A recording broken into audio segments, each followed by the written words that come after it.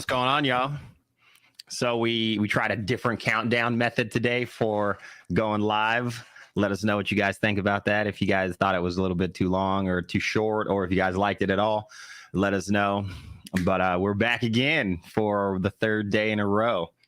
And we are going to talk to you guys today about the military life for Alex and I, and what it was like, particularly about friendships and camaraderie. Yeah, so with all these scheduled out lives that we're going to be doing over the next couple days or week and a half ish, basically leading up to Veterans Day. I know on this channel we talk a lot about finances and trade skills and a little bit about the military.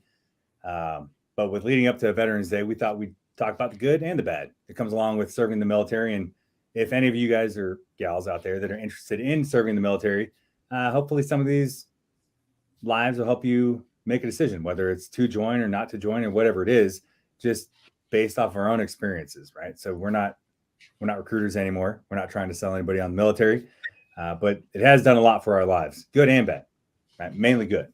And that's what we're going to talk about. Yeah. Everybody at one point has thought about, maybe joining the military or what life is like in the military in some sort of capacity. So it's nice to be able to explain our experiences to people and get everybody kind of involved, or just kind of know what our experience is like. So we enjoy that for them. So we get asked a lot about, what's the military like, even when we're not recruiters, just by people in general, because Philip and I kind of have it branded on us. I don't know if you guys have seen our tattoos, but we're like branded. We were in the military. We just give it off. I can't go anywhere without somebody being like, "You a cop? Were you in the military?" It just says it all over us. So, when a lot of people are looking to join the military, they're usually looking to join for some kind of skill set or to go to college, or actually the most common one that I found when I was recruiting was people were looking to be a part of an organization where they could find friends and have that kind of camaraderie that you don't get in regular life. And unfortunately, when you're just working at a regular job, you don't develop those same kinds of bonds with people that you can potentially gain in the military. And I think that's what a lot of people think of when they think of the military. And that was like one of the biggest selling factors that actually worked for me when I was recruiting was, hey, when you come into this, you're going to be a part of something where it's not always, sunshine and rainbows. And when you embrace that suck together, that's what forms those bonds, right? And sometimes by embracing the suck, it really does suck. And that makes some of the best friendships. It really does. I remember, I don't remember. There's a saying that goes on in the military. You'll hear it from people that have served. Embrace the suck, or it sucks so bad here, we love it. And really it is a thing. It's a thing that they go through, and serving always has its ups and downs, kind of like Alex was saying. And those down parts are typically what helps bond and create those great friendships. Most of my friends that I have today are still from the military. I met them in the military in some form or fashion, but the ones that I don't have, that haven't served or haven't joined the military, like from my personal friend group before I was in the military, most of them joined the military after I did. So it was kind of like a group thing that we had all did. And it was great. It's cool to be able to relate and understand and kind of see what that person goes through or what the experience is like for them. And then you guys can relate kind of on another level outside of just your basic friendship. And you can like be talking about the military, like, oh, you guys remember this one time we had to sleep outside, and it's all this and that type of stuff. Hey, me, what's going on? Welcome to the channel. We're glad to have you here as well. Your name is me. Actually, we're not talking to me myself. That is your YouTube name. But yeah, it's awesome. We're glad you're here. Hopefully your move on Tuesday goes great. Moving so exciting. I remember my first move. It was like sleeping on the floor, pile of clothes in the corner of the room. It's glorious. It was amazing. Man, it has nothing to do with talking about the military, but when I first moved out, it was such a shocker to me to realize that how expensive everything was. And I just took it for granted. Like all the things that my parents provided, I know, not that I grew up in like the nicest houses or anything, but just having a table and food and, all your furniture and all that stuff, you just don't realize how expensive it is until you get out on your own and you're like, oh, I got to buy all this. Oh, yeah. It's not the same quality or the same level. that, I had even when I was growing up. And, it's a whole learning experience. And that's really what the military is too, is everything you do is just one big learning experience. And sometimes you do it right, sometimes you don't. But as long as you learn from it and you keep moving forward, that's really what matters the most. Yeah, if you guys look back at any of our videos, or if you've seen any of our videos, you've heard the story where when I first moved out, I forgot a shower curtain. Because you don't expect that type of stuff. You're like, oh yeah, I just moved, and you kind of get accustomed to having those things that are already in your house when you're living wherever it is that you're living. And I went to go take a shower, and I was like, oh, there's no shower curtain here. That's something that I need to get, I guess. And I took a shower without a shower curtain that day, and then went and got another one. Yeah, you just learned that the water gets everywhere. Yeah, I still to this day, right, 14 years later, still use a clear shower curtain because that was the cheapest one that they sell at like Walmart or whatever, and they're like $3 or whatnot, and they're still relatively cheap. So every so often, 6 months or so, I just get a new clear shower curtain and throw it up, and we're good to go. Bro, I thought you were gonna say you use the same one. That's crazy. But I did learn a life hack trying to save some money with a plastic shower curtain. You just throw those things in the washing machine, and they take all the little soap mildew off and everything, and they look brand new. You'd never know. Not like they're extremely expensive, but I tried it one time and it worked out really well. Yep, never knew that. I just threw them away and bought a new one. Yeah. So, any hoots. So we kind of talked a little bit about our life as recruiters, right? And you guys heard a little bit about that yesterday. Before even getting into like life as a recruiter, like what's life like for a normal soldier, right? I mean, we were recruiters for the National Guard. We were active duty recruiters for almost 10 years for the National Guard. So I can really only talk on my experience of what it's like 1 weekend a month as M-Day, and then also as active duty National Guard. But I've got lots of friends who were active duty friends and family. So I can give a pretty good idea of what it's like, but I can't speak from my own personal experience on that behalf. Yeah. And if you guys don't know, M-Day, right? And he said M-Day. That's military jargon. Yeah, that's just your regular 1 weekend a month reserve National Guard person. That's the traditional role of the guardsmen and women, and that's what they do if they're not in a full-time capacity. They serve 1 weekend a month, and that's called M-Day status. All right. Mm-hmm. But yeah, like you were saying, we were both recruiters for the Guard, active duty Guard. So essentially we did the same thing that your regular recruiters would do. You'd go out and you'd see them at your school or at a career fair or at the local Wendy's, what have you, doing whatever it was they were doing with a pull-up bar or a military vehicle or the t-shirt cannon at school games, whatever it might be. That's what Alex and I did. But we did that with the National Guard, not like the Navy or the Air Force or the Marines. So that was us for almost 9 years. I think exactly. I got to correct you on that one. I didn't do a lot of those events. I mainly try to go in and teach classes in high schools. But yeah, a lot of recruiters do that stuff where they're just out in the community doing whatever it is that they can possibly do to try and get exposure with people. But we got smart. We were just teaching classes. We actually were just teaching finance classes in high schools and meeting students that way while helping do exactly what we're doing right now, right? Mm-hmm. Helping people learn about finances, bettering their lives. And then if that happened to convert into meeting somebody that wanted to join the military, cool. But if not, we were still doing something that helped out in our own community. And we volunteered for 5 or 6 years doing that. So our lives as recruiters was a lot different than most recruiters. Yeah, we always say that our lives as recruiters were not the typical recruiter life experience that you would get.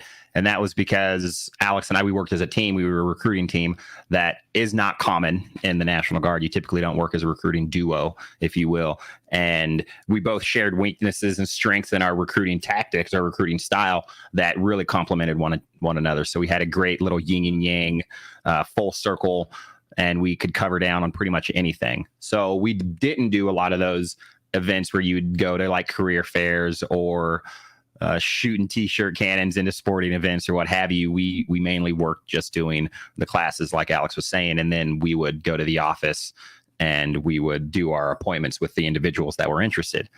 And everybody was always like, man, like, how do you guys do X, Y, and Z? You guys, it seems like you guys never work, but you guys were always ahead on your quotas, which were our enlistments. And Everybody wanted to be like us. It was awesome. And we figured it out. And it was just the smarter, not harder thing. And that's what we did. And it was awesome. Yeah. Yeah. I think that our experience as recruiters, just in, active duty in general, is completely different than most people's. And I think it all comes down to purpose. A lot of people are looking for purpose in life. And I think that's why so many people are unhappy in life, is that they're doing something that's not in line with whatever their purpose is, or maybe they don't know what their purpose is. And maybe they're just working at some job to just pay the bills. And so many people are looking for purpose in life, and they join the military hoping that that's going to give them some kind of purpose, or be a part of something bigger than themselves. And maybe it does, maybe it doesn't. But with us, or with regular recruiters, they're out there, beating the streets, trying to find people, hoping and praying that they're going to be able to enlist somebody.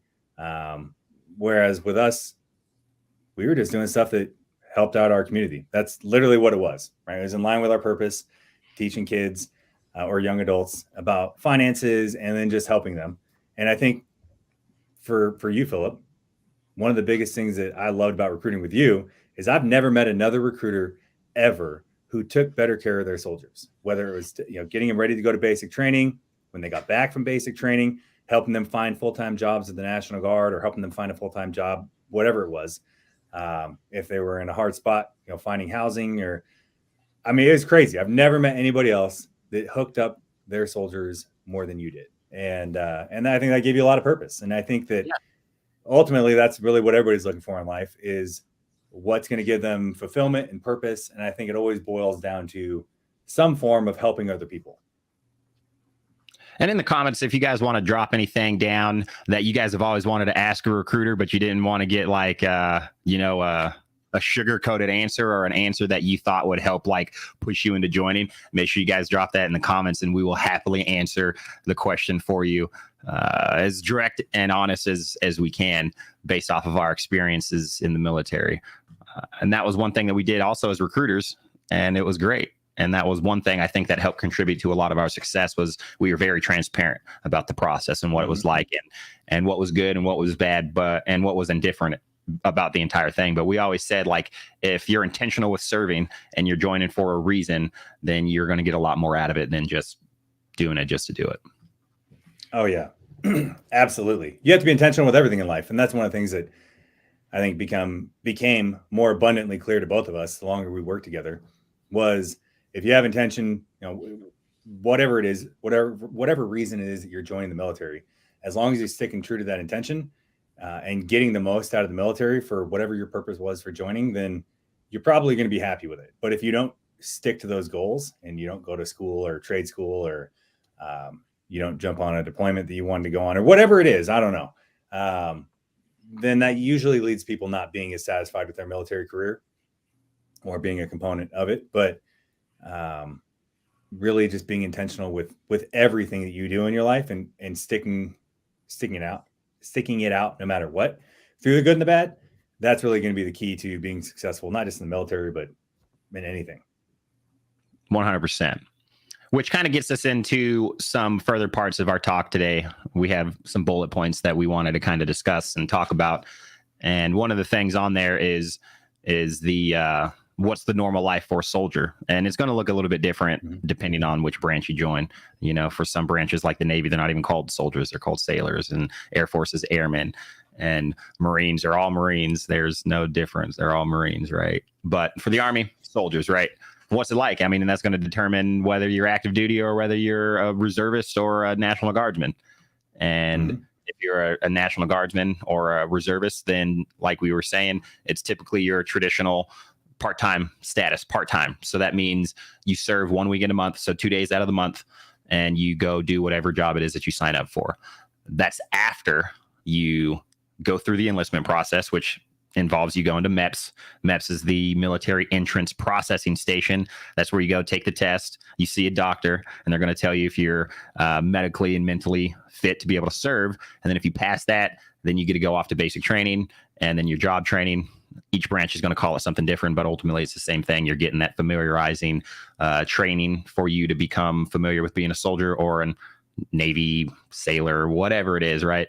And then they teach you how to do your job. And then after you do that and you graduate your job training, then you go one of two directions. You'll either go to your duty station if you're active duty. So typically you make a wish list right before you get ready to graduate, and you're going to pick your 3 top choices that you want to go get stationed at. So it could be like Joint Lewis Base McChord in Washington State, or it could be Fort Huachuca in Arizona, or whatever, right? It could be in San Diego down there, whatever it is. And you get to pick those top 3, and you probably won't get it, but you might, because it's always going to be at the needs of the military, whatever it is. I was about to say you probably won't get it, but it's a good wish but list. it makes you feel better. Okay, it's like warm showers. Like, it's a shower, but if it's warm, you're going to like the shower better for most people. And then if you're a reservist or you're National Guard, then you go back to your state. So if you joined in the Oregon National Guard, then you go back to the state of Oregon, and then you do your in processing, and then you'll start your training sometime within the next 30 days, whenever your schedule is. And that's how that goes. So that's pretty normal. I mean, as a National Guard, you just show up 1 week in a month, typically 2 weeks a year. But over the last couple of years, it's been a lot more than that. Most units have had to help out with state missions, whether that's responding to like tornadoes or floods or hurricanes or whatever natural disaster is, on top of helping out with all the different COVID relief missions and stuff of that nature, or border patrol or riots. So it might only be 1 week in a month, but most likely it's going to end up being more than that, to be honest. And that's truth. And some people really like that. Some people don't, right? So if you have a regular job or you're trying to go to school full time, then going on these different missions all the time can be pretty taxing. But depending on what you like, that might also be rewarding, because now you're helping out in your community. And if that's the whole reason why you joined, then that might give you more satisfaction or a feeling of purpose than just working at your regular job. But if you're going to school, that can make it pretty difficult, because you got to drop out of school in order to go do those things. One thing that I always kind of thought was really funny was when we would be like, we're with the National Guard, they'll be like, what's that? And that was a common response we got out of most people, is they had no idea. They're like, I thought it was just the Army and the Navy and the Marines. And they're like, your uniform says Army. And that's because the National Guard, we train with the Army. We do all the same job requirements and enlistment requirements as the Army, but we have a dual mission. So that means that we are in charge of what happens in our state, and that's our job to respond to, and whatever the federal government would have us do in the event that they needed us. So a lot of people don't realize, but the National Guard is the most used branch out of all of the departments of the defense militaries. And they get used and abused, especially in these last 2 years. They've had to help with the COVID missions, passing out PPE, which is like the protective equipment for people at the hospitals. They were given the COVID vaccines. They were answering unemployment call centers. They were doing fires for forest fires. They were doing the border missions down at the southern border. All of this different stuff, in addition to training other countries' militaries, to deploying to other countries to help them do their security operations in other countries, and so on and so forth. So in the military, we call it the tempo, which is the pace that they do these tasks. And the tempo was really high. They were doing a lot, and people were getting burnt out, because it's really hard to balance having a family and having a regular career, and then still leaving all the time to go do these duties that they pulling you around for in the military. So it was pretty taxing, like Alex was saying. So speaking of op tempos and taxing, active duty, you're there. I mean, you are essentially on duty all the time, and they can tell you when you show up and when you go home, pretty much all the time. And you're gonna be doing a lot more. It's a lot more involved when you're active duty, because you got to wake up and typically go do physical fitness with your unit every morning. And in the National Guard, that's on your own time. So, in active duty, you're pretty much forced to stay in shape, right? Whereas in the National Guard, it's all on you. So you have to have your own discipline to do it, Monday through Friday, or however often you're going to work out. And for some people, that might be a lot harder, right? Because some people need that poke constantly, like, hey, get out of bed at 04 in the morning, and you're gonna be doing PT at 4:30. Yeah. And while it sucks, I mean, it forces you to stay in shape. So it does. And you have to basically hope and pray that you get to go home in a decent hour. And their op tempo can be really high. And when they do deploy and they come home, they're home typically for less time than the National Guard is after a deployment.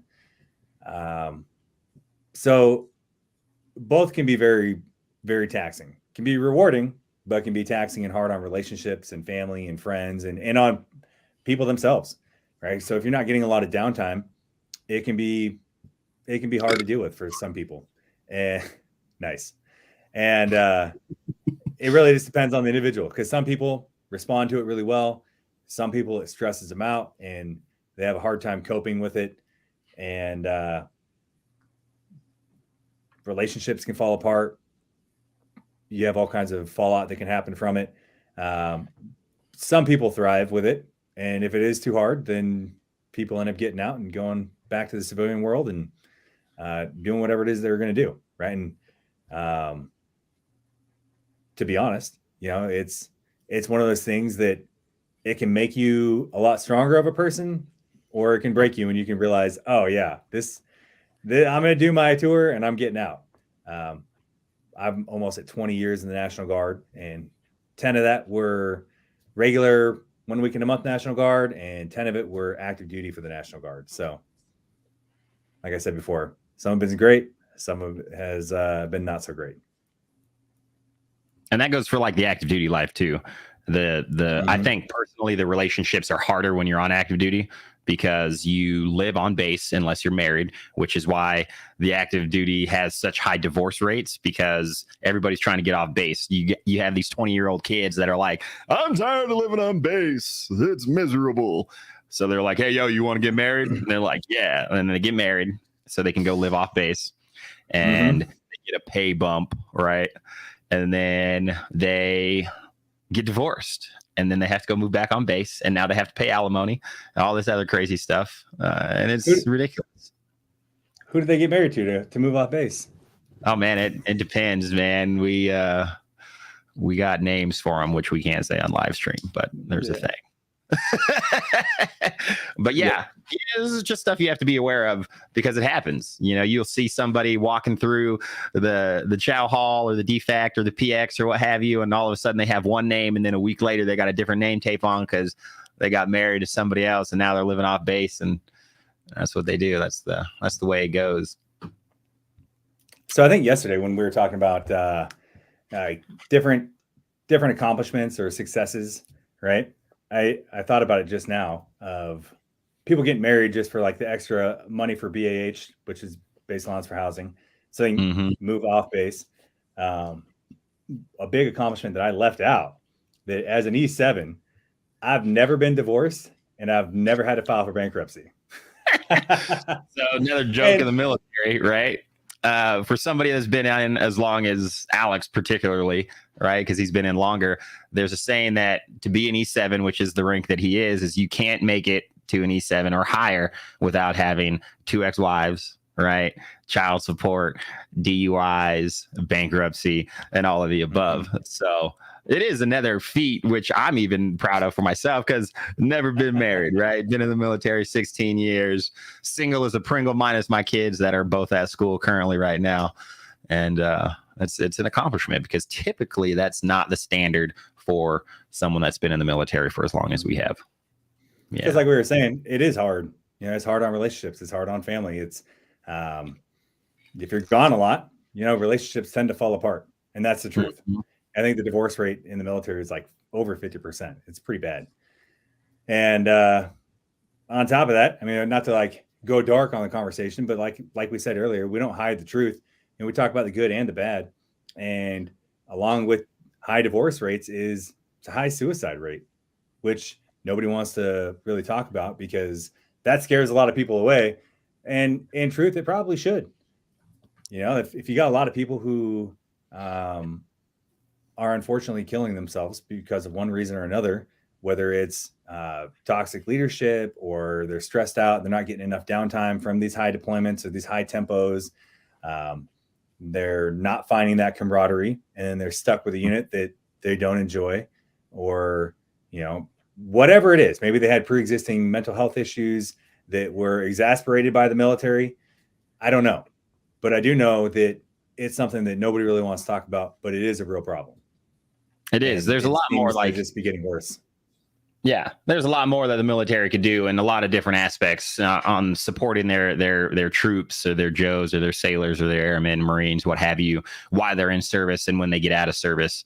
And that's been a thing that you guys have probably seen on commercials or some sort of ads, social media or whatever.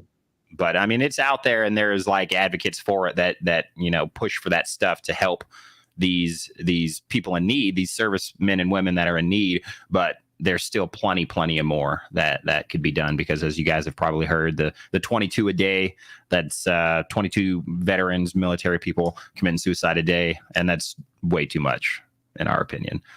And we both know people that have done it, and it's unfortunate because there's always people that would want to help, but if you don't know how to help these people, or you don't know the signs, the warning signs, or the triggers, or what have you, then it's hard to identify and help when you want to. Yeah. So, that's some of the stuff that people don't really want to talk about, right? The high suicide rate, the high divorce rates. But to go back to some of the more positive things, it can really help develop you as a person, right? And make you a stronger person if you're able to weather the storm through a lot of it, right? And build your character, because that's how you find out really who you are, is in the hard times and how you respond to them. And that's when your true character comes out, right? Do you rise to the occasion? Do you crumble and fall apart?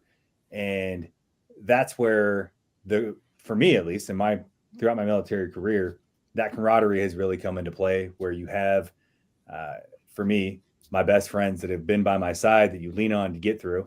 Like with Philip, he's one of my best friends, and we worked together for 10 years. And recruiting has definitely sucked. Anybody that's ever been a recruiter for active duty or National Guard can tell you it typically sucks.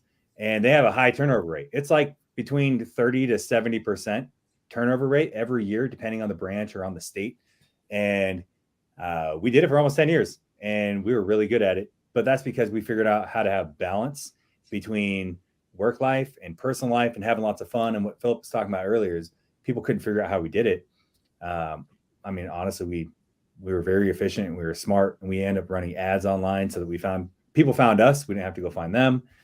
And that's an oversimplification of it. But ultimately, we didn't have to work 80 hours a week or 60 hours a week like a lot of these other recruiters do. We worked smarter, not harder. And we had plenty of time to go do whatever it is that we wanted to do. We went snowboarding. We'd always go backpacking, doing all kinds of stuff. And with the National Guard, it was a sweet spot for the AGR system as a recruiter. And not every state is this way. When I was in Oregon, it was like the best system ever as a recruiter, because we would make mission in like April or May, and we didn't have to go back to work until October 1st, because that was a new fiscal year, and we'd still get paid that entire time, but we didn't have to put people in. Yeah. And you just got to make mission go fishing, what it was called. And that was Oregon. Yeah. And then I transferred down to Arizona, and it was not that way at all. It might as well not even been the same organization. And they didn't buy into that. So, if you are a high producer, they're just going to lean on you more and more and more until you typically break and crack. Whereas in Oregon, if you were a high producer, it was, hey, good job. Thank you for taking care of us. Now go take care of yourself, spend some time with your family, recover, and get ready to do it again the next year, which was awesome. And a lot of the military is not that way. They typically will just keep pushing and pushing and pushing and never let off the gas. And Alex and I weren't like selfish with this information. We would keep it, we would disperse it to the people.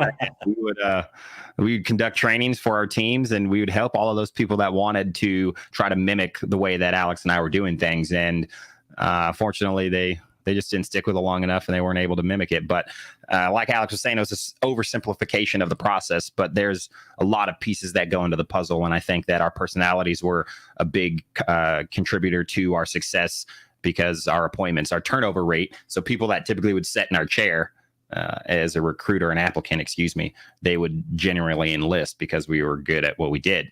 and we were transparent and more personable, and we were able to give all of the information that these people were wanting and answer their questions thoroughly and effectively. And then they would be like, all right, cool, let's do it. We're like, all right, cool. Awesome. Mm-hmm.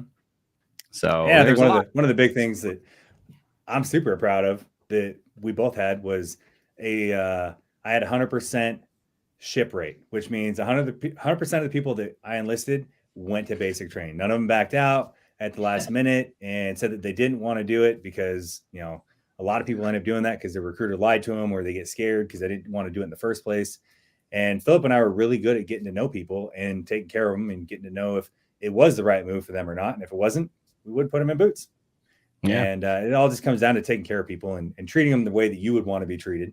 And that's really why we make this channel is, we wish that we would have had this kind of information, whether it was, as young recruits in the military or young soldiers in the military, or, just with all the financial information, or if you didn't want to go to college, what kind of trades are out there that could make your life better, that, you're not going to have to go into hundreds of thousands or $50,000 a student loan or whatever it is.